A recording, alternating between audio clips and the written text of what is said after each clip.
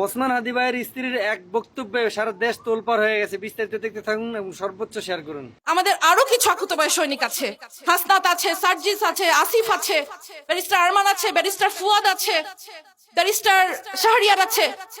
এদের একজনের গায়ে যেন আঁচ না লাগে। আমি তোমাদেরকে বলবো, হাসনাত, সার্জি, তোমরা আমাদের ছোট ভাই। তোমরা মনে করবা যে ড্যাম কেয়ার, নো, বাংলাদেশের জন্য তোমাদেরকে লাগবে, তোমরা ড্যাম কেয়ার হতে পারবা না। তোমরা নিজেদের সেফটির ব্যাপারটা চিন্তা করবা, কারণ বাংলাদেশকে তোমাদেরকে লাগবে।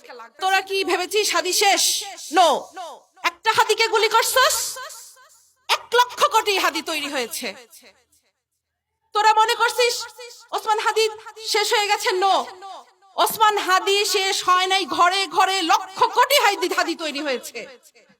গুলি লেগেছে হাদির আদর্শে, জুলাইয়ের মতাদর্শে।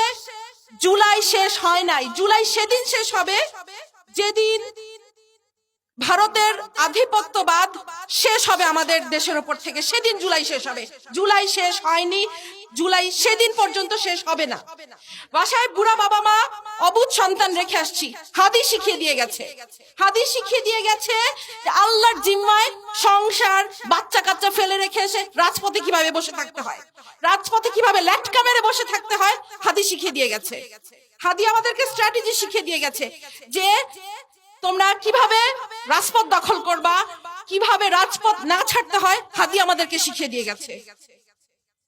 ৭১-এর ১৬ই ডিসেম্বর আমরা বিজয় দিবস পালন করি। আজকে মনে হচ্ছে আমাদের বিজয় আসে নাই। আমাদের বিজয় সেই দিন আসবে যেই দিন আরোরা আমাদের কাছে আত্মসমর্পণ করবে, যেদিন ইন্ডিয়া আত্মসমর্পণ করবে, সেদিন আমাদের বিজয় আসবে। ততদিন পর্যন্ত আমাদের বিজয়ের জন্য আমরা লড়ে যেতে থাকবো, আমাদের জুলাই চলতে থাকবে। সরকারের কাছে আবেদন, এই গ্রামে গঞ্জে শহরে সবখানে ১৫ থেকে ৪৫, বিবেচনা ক্রমে ৫০ পর্যন্ত মানুষদেরকে সামরিক ট্রেনিং দিতে থাকো।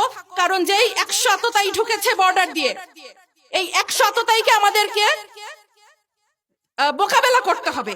সেই আততায়ীদেরকে মোকাবেলা করার জন্য যে শকুন থাবা উঁচিয়ে রেখেছে চারিদিক থেকে ইন্ডিয়া, সেই ইন্ডিয়াকে আমাদেরকে মোকাবেলা করার জন্য আমাদেরকে ঘরে ঘরে মা বোন ছেলে মেয়ে নির্বিশেষে ট্রেনিং দিতে হবে, কারণ আমাদেরকে এদেরকে মোকাবেলা করতে হবে। আমি ক্ষুদিরাম দেখি নাই।